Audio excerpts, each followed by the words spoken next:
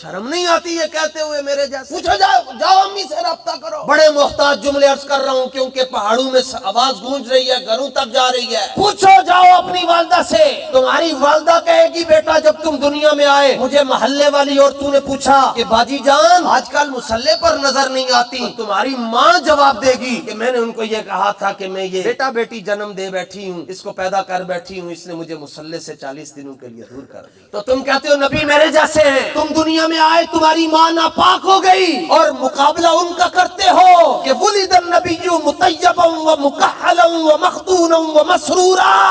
ساری دنیا میں جب بچے پیدا ہوتے ہیں بچے روتے ہوئے آتے ہیں، بچہ نہ روئے کارا لے رونے تو مارنے آنے نسیا مارو، کیونکہ رونا زندگی کی نشانی ہے۔ میں نے کہا بیٹا تم روتے ہوئے پیدا ہوئے ہو اور میرا نبی مسکراتے ہوئے دنیا میں آیا ہے۔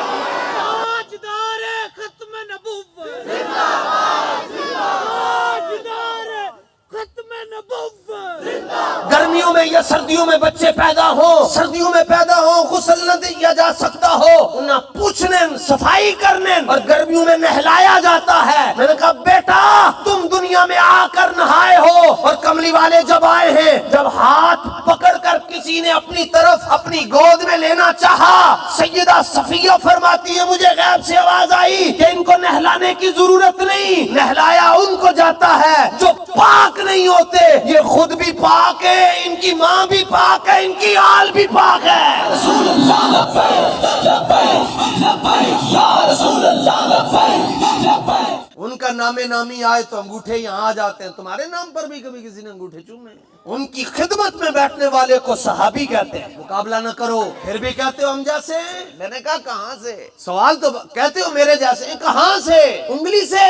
انگلی کیا پٹھیاں چھالا مارنا رہے کچھ بھی نہیں ہو سکنا، اور ان کی انگلی نہیں، ان کی انگلی کے پورے کا ایک ہلکا سا اشارہ ہو جائے فلک کا چاند ٹوٹ کر سلامی پیش کر دیتا ہے۔